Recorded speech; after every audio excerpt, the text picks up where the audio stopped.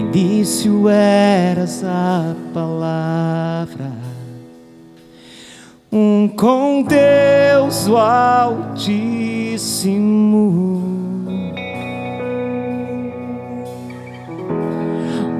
mistério de tua glória, Cristo em ti se revelou. Ó, quão lindo esse nome é, ó, quão lindo esse nome é, o nome de Jesus, meu Rei. Ó, quão lindo esse nome é, maior que tudo ele é. Ó, quão lindo esse nome é, o nome de Jesus.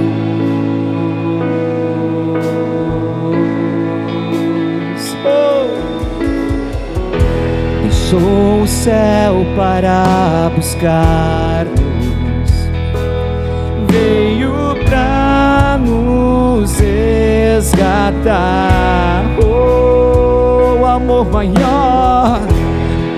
maior que o meu pecado, nada vai nos separar.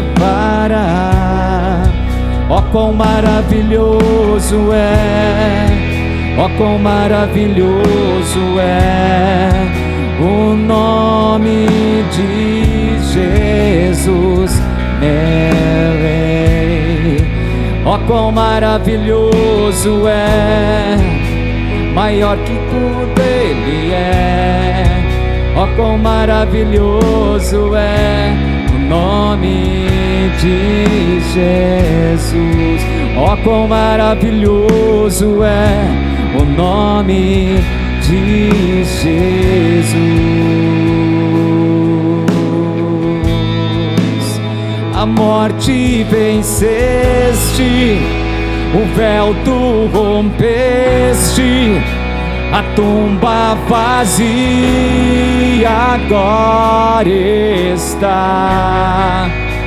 O céu te adora, proclama a tua glória, pois ressuscitaste, vive está. És invencível, inigualável, hoje pra sempre reinarás. Teu é o reino, teu é o rei, tu é a glória, tu é a glória, e acima de todo nome estás. Poderoso esse nome é, poderoso esse nome é, o nome de Jesus, meu Rei.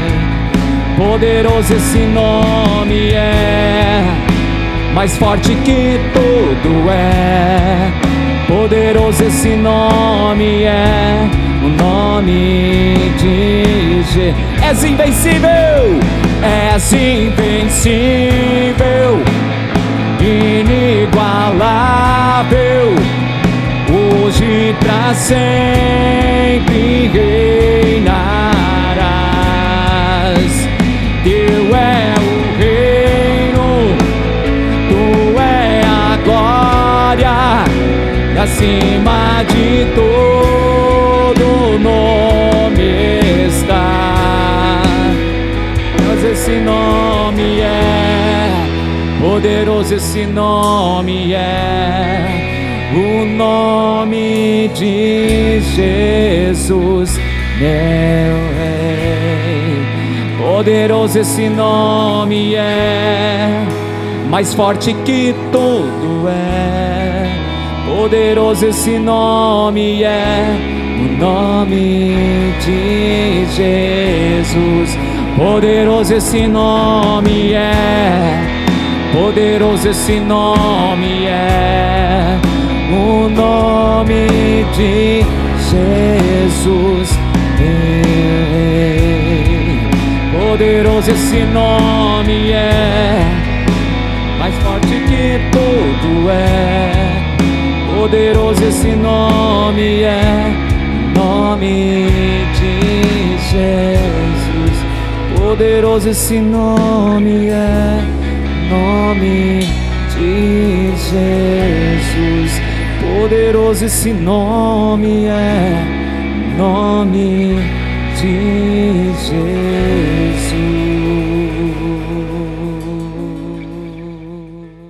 Olá, meus queridos amigos, queridos irmãos, pessoal do Derramar, pessoal do YouTube.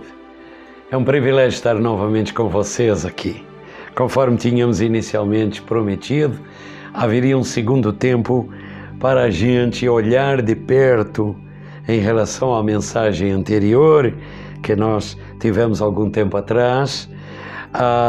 Eu intitulei esta aqui de por que Deus chama de tempos difíceis o que nós estamos vivendo nos dias de hoje. Lembram? Eu chamei a atenção disso. Então vamos lá. 2 Timóteo, capítulo 3, versículos 1, 2 e 3, eu quero começar por aí. A palavra do Senhor diz assim: sabe, porém, Paulo escrevendo para Timóteo, sabe, porém, isto, nos últimos dias sobrevirão tempos difíceis, pois os homens serão egoístas, avarentos, jactanciosos, arrogantes, blasfemadores, desobedientes aos pais, ingratos, irreverentes, desafeiçoados, implacáveis, caluniadores sem domínio de si, cruéis e inimigos do bem. A lista continua, mas esses primeiros 3 versículos mostram o quanto Deus, por revelação, trouxe ao apóstolo Paulo, que agora por essa carta ele escreve para avisar Timóteo, que estava em uma outra região e já passando por também tempos difíceis, ok? Vamos entender o seguinte, aí vem a primeira parte da pergunta, por que é que Deus chama os dias de hoje de tempos difíceis, tempos do fim desta era, ok? A sociedade está perdida atualmente, nós vemos, porque diante de um relato que eu disse, vejam se isso não coincide exatamente com os dias de hoje. Esses tempos difíceis, no original, têm uma conotação para a linguagem de hoje que nós poderíamos entender assim.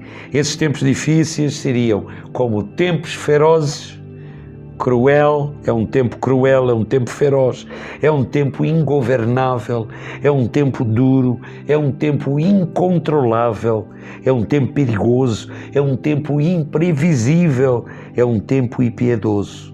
E por aí vai. Então, resumindo tudo isso, dessas palavras no original que Paulo escreve a Timóteo, nesse grego daquele tempo, nós podemos entender que era um tempo, emocionalmente falando, difícil de suportar para qualquer pessoa. E veja se não é isso o que está acontecendo conosco. Então, meus queridos, eu estou falando pausadamente. Esta não é uma pregação que exala mais a emoção, mas não quer dizer que ela não é tão espiritual ou mais do que aquelas que a gente, quando se entusiasma, fala até com algum calor e fala um pouquinho num tom mais alto. Lembre-se, queridos, observem bem o que eu estou dizendo. Nada pega Deus de surpresa em momento algum neste mundo. Nada. Deus deseja que nós, seus filhos, no entanto, fiquemos firmados na palavra, fortalecidos, estabilizados, andando em comunhão uns com os outros, protegidos de uma maneira, ok, quando tudo isto começar a acontecer com intensidade à nossa volta, ao nosso redor. Amém? Dá para entender? Então, somos chamados para triunfar em Cristo. não quer dizer que triunfamos em Cristo contra as trevas, contra a luta contra o mal, em tempos de bonança, onde tudo à nossa volta vai muito bem, obrigado. Não. Somos chamados para triunfar em Cristo Jesus em tempos como estes, que são o início dos tempos do fim. O Senhor Jesus diz em Mateus 24, no capítulo 24, há um determinado momento em que os discípulos chegam para ele e dizem: Mestre, diz-nos quando é que acontecerão essas coisas. É futuro. Ainda não aconteceu nos dias de hoje. Já foi dito lá atrás. E ele, o Senhor Jesus, apenas sinaliza numa primeira arrancada aproximadamente 15 sinais que ocorreriam no fim dos tempos, que é o início do fim desses tempos que nós estamos começando a viver. Mas o primeiríssimo sinal é um sinal que no original muita gente não se dá conta, em que o Senhor Jesus começa por dizer, porque está escrito assim em português: olhem, observem bem, que ninguém vos engane. Só que no original está escrito com mais clareza, porque a composição daquelas palavras dizem: olhem, observem bem, vai ser iniciado a era do engano, que virá ao vosso encontro em todas as áreas da vossa vida. Ficou um pouco melhor, não é? Ok, o entendimento disso.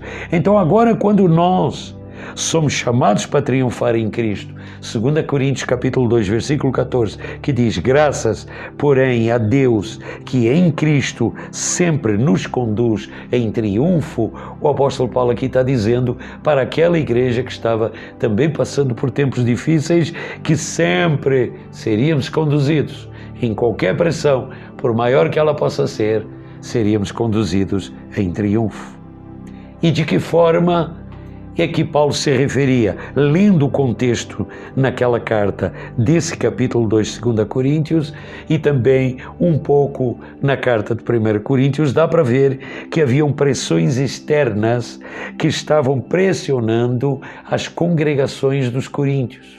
Aonde eles se reuniam, havia pressão de fora, havia pressão dos religiosos e havia pressão pela primeira vez do governo, daquele governo atual romano, contra as práticas genuínas do cristão genuíno, a exemplo do que nós fazemos aqui nos dias de hoje. Haviam muitas dificuldades. É como se nós pudéssemos entender, e espero que vocês possam me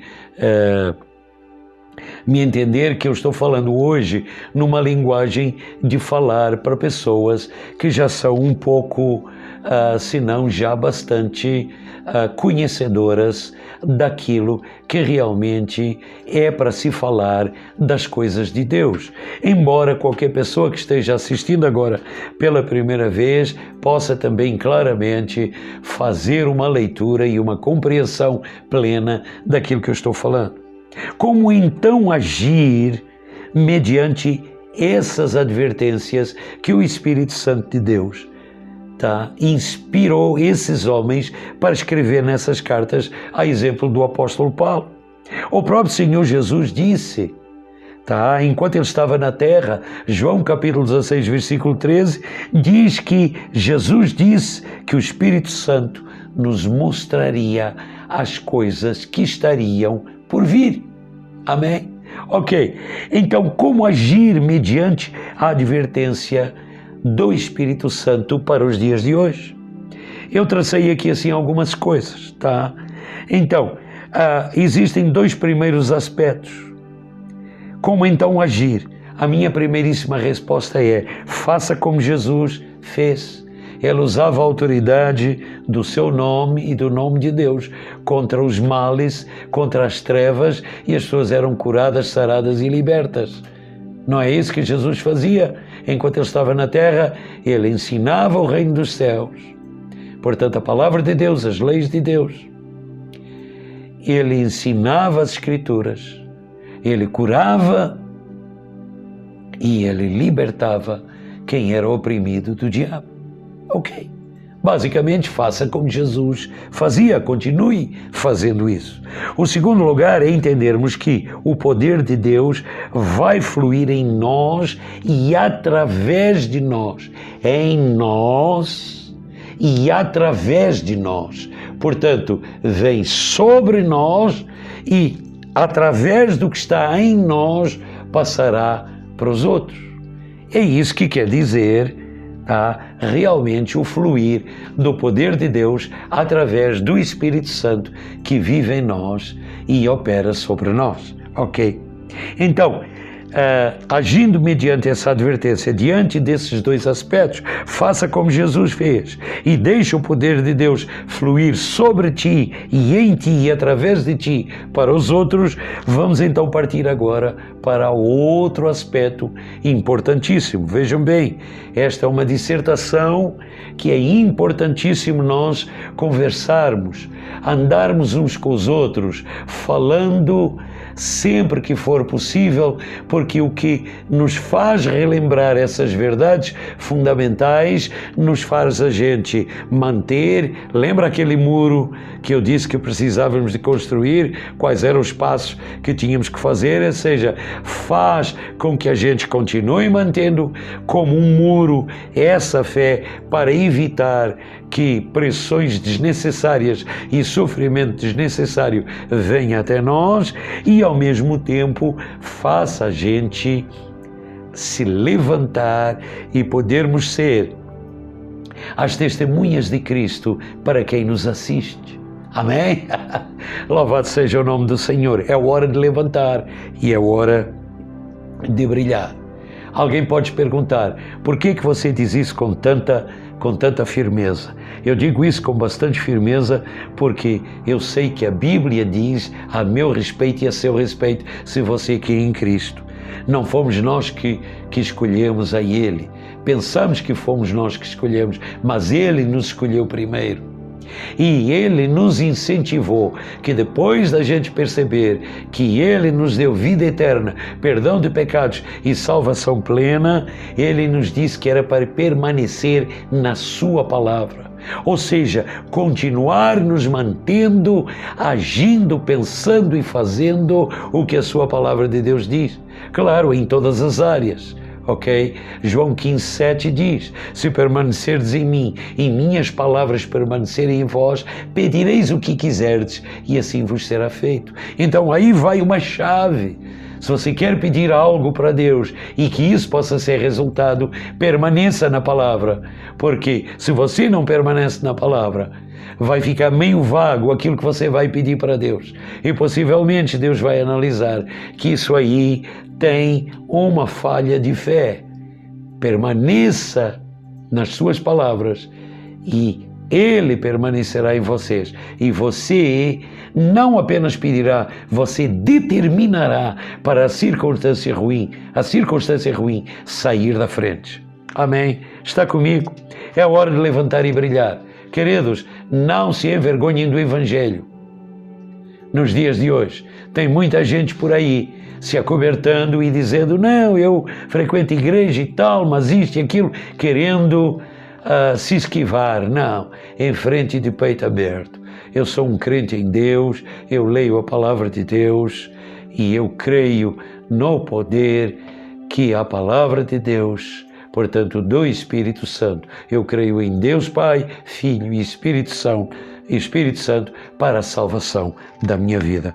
Não tem nada de erro com isso. Seja ousado, ok? O segundo aspecto é não recuar com medo diante de alguma circunstância que seja complicada. Por que eu digo isso? Porque, de fato, o receio, aquele medo natural que a gente tem de certas coisas é um alerta para o nosso próprio emocional, para proteger até o nosso próprio corpo. Mas o que eu estou dizendo aqui é um medo em termos de espírito de medo. Ou seja, aquele que vai te apavorar e aquele que, se você permitir, vai conseguir você pensar erroneamente que você não herdou amor, alegria, paz, porque agora você aceitou a Cristo. Não, vai te fazer você entender o inverso. E aí, qualquer pessoa debaixo de medo ou de dúvidas não consegue avançar. Então, não recue jamais com medo.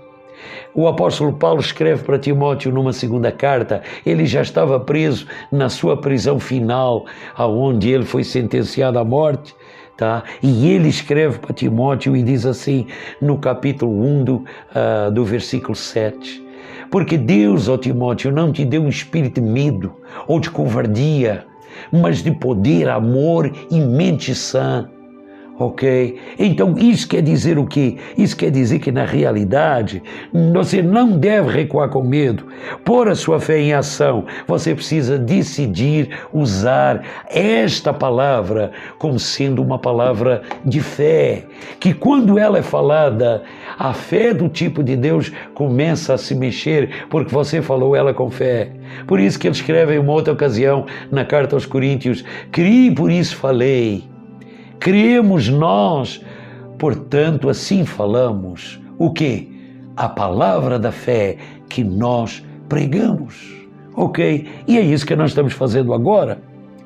Ok? Então, eu quero trazer agora para vocês, já que vocês então perceberam, já dei algum detalhe sobre o que são os tempos difíceis, observa agora o seguinte, eu tenho 7 recomendações vitais para você aplicar em ajudar o próximo. Na primeira mensagem, na outra mensagem, era para você se proteger como um muro de proteção.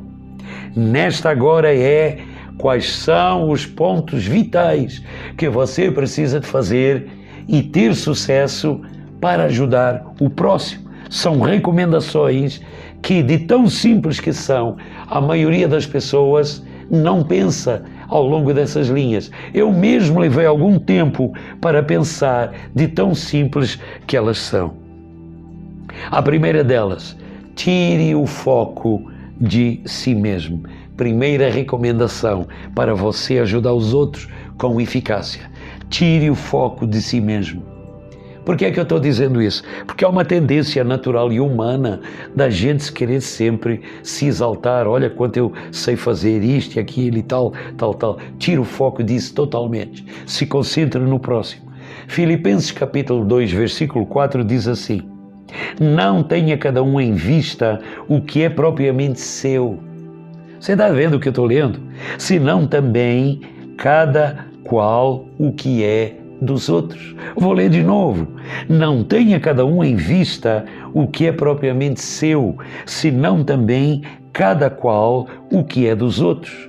Filipenses capítulo 2, versículo 4, e todo o capítulo, os capítulos de Filipenses, fala acerca da gratidão, quer dizer, está implícito o contexto da gratidão com que Paulo tinha para os filipenses, que eram capazes até de dar a própria camisa, se assim necessário fosse, as próprias vestes, para ajudar o próximo e para ajudar Paulo no ministério em terras longínquas.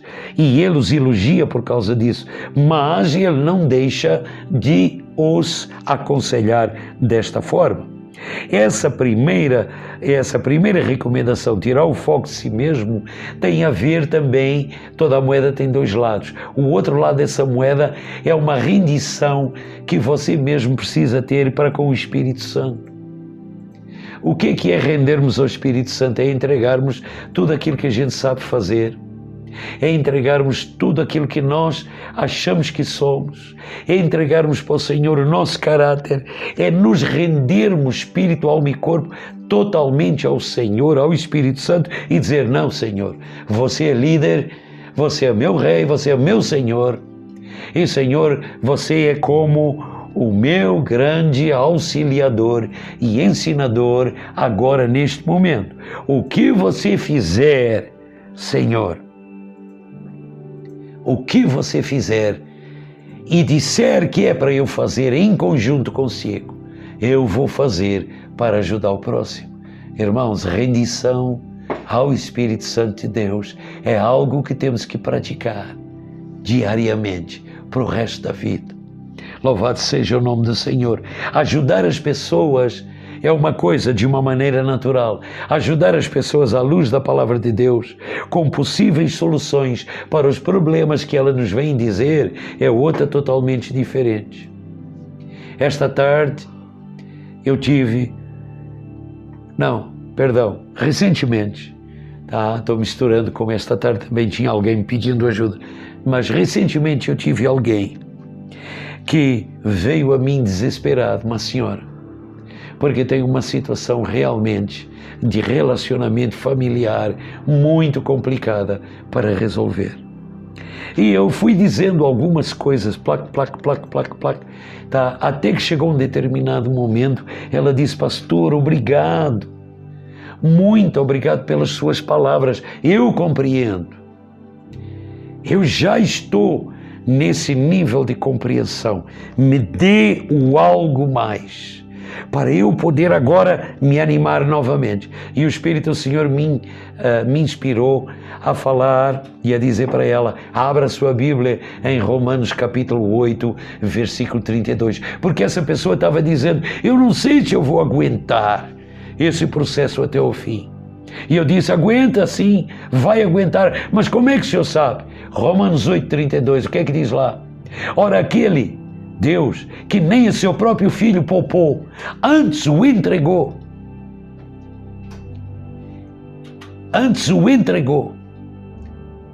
para a remissão dos nossos pecados, na morte e morte de cruz, uma tradução diz assim, como não nos dará com ele também todas as coisas, se lhe assim lhe o pedirmos? Então creia que é só um tempo X e o Senhor vai trazer essa vitória à sua vida. Ela já me falou depois disso e já me disse que ela já está vendo grande progresso. Então, ali foi um momento de auxiliar com a palavra a pessoa com algum possível problema, com o problema que ela tinha. Vocês estão entendendo? Eu estou dando ao mesmo tempo assim exemplos. Essa é a minha primeira grande recomendação. Tire o foco de si mesmo quando você quiser ajudar os outros, seja qual for a coisa. Ou seja, não se evidencie como você sendo sabe tudo ou o que sabe resolver as coisas. Amém? Amém? Mesmo que saiba. Você está entendendo? Amém, aleluia. Eu acho que você pegou. Segunda recomendação é: avalie o ambiente espiritual ao seu redor. O exemplo de Mateus capítulo 10, versículo 16, aonde o Senhor Jesus chegou num determinado momento e disse assim: ei, pessoal, parafraseando, claro, sejam simples como a pomba e prudentes como a serpente para combater essas hostes do mal. Então, às vezes, o ambiente espiritual ao nosso redor é tão promíscuo que nós precisamos de ser, e é tão horrível essa pressão dessa promiscuidade de todos os aspectos, espiritual e até natural e sensual à nossa volta nos dias de hoje, que nós precisamos ser simples como a pomba e prudentes como a serpente. Você consegue pegar uma serpente? É muito difícil. Ok, mas você consegue ser simples como a pomba. Amém? Imagine esses dois animais e veja como eles se comportam e você vai entender a profundidade do que eu estou falando. Então, precisamos nos mover cuidadosamente. Ficar parados, quietos, muitas vezes, para ouvir o que o Espírito Santo tem para nos dizer.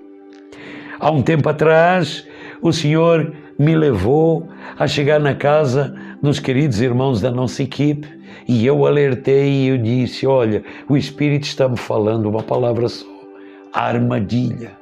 E o que é que aconteceu? Essa armadilha foi desbaratada, porque o Espírito nos conduziu para nós resolvermos isso com eficiência. Amém, queridos? Então, temos que ter percepção no Espírito. Há algumas pessoas espiritualmente falando, no seu espírito com Deus e na sua comunhão com Deus, que veem coisas, têm visões, enxergam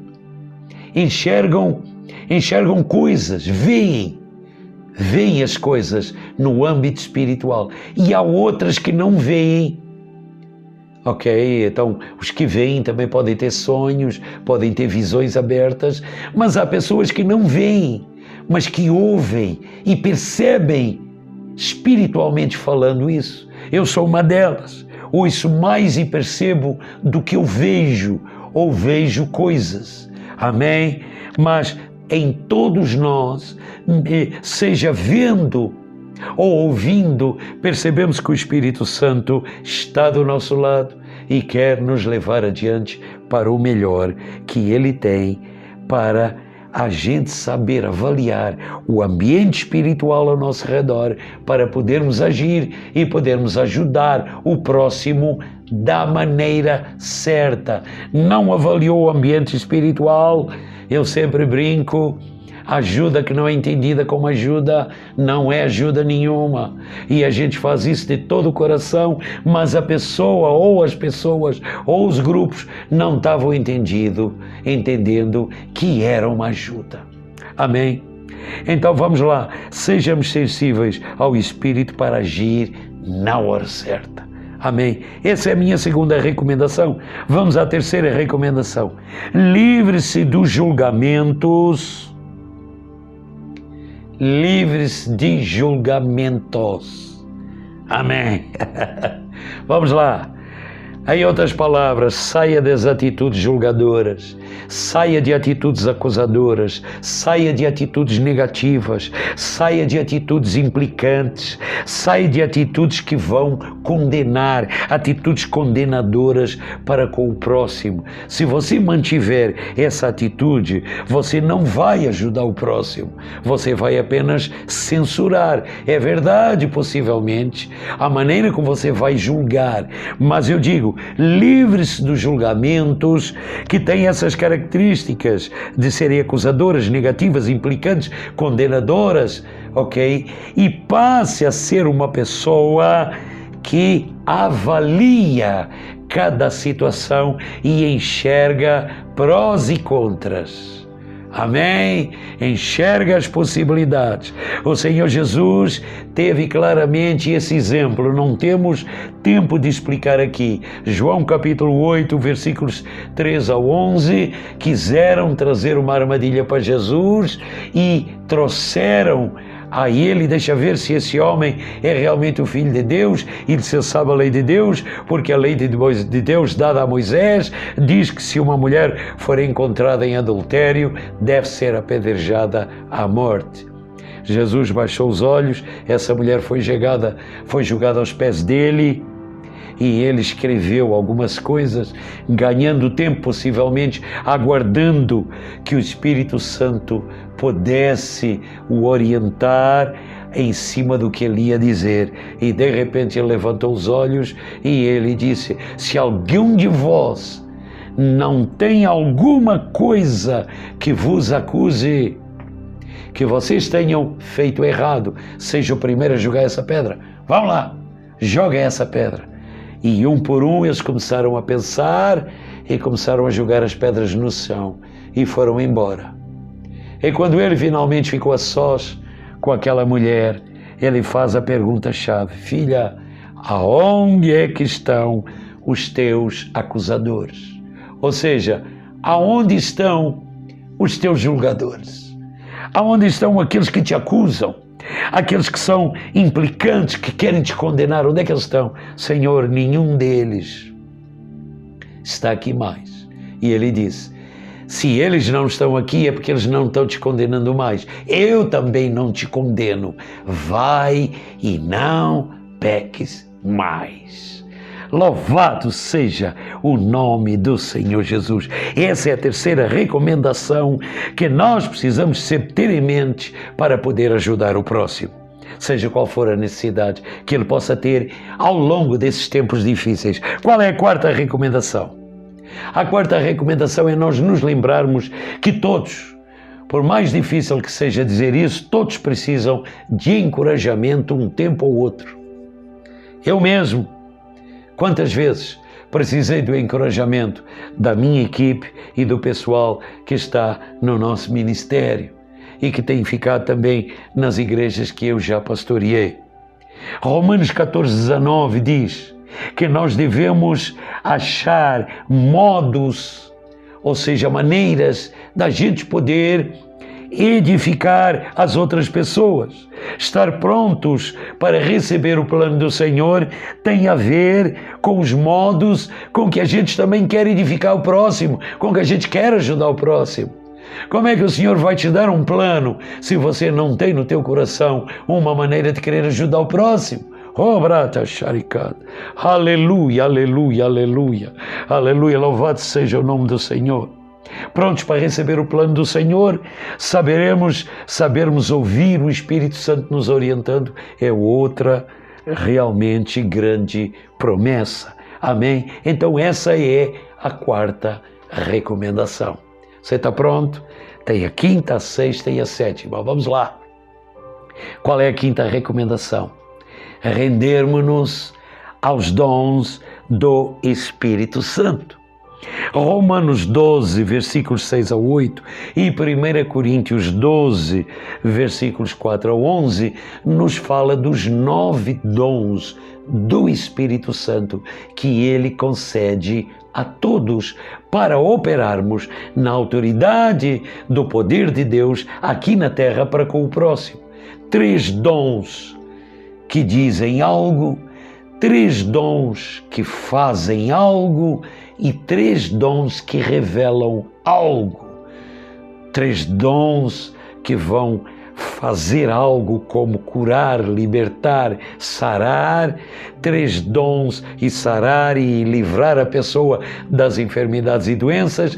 3 dons que vão com poder exaltar o nome de Deus e edificar. Eles vão revelar à sua vida fatos do coração de Deus para a sua vida, palavra de conhecimento, palavra de sabedoria e até voz profética, discernimento de espíritos, e 3 dons que vão dizer algo de Deus para a sua vida.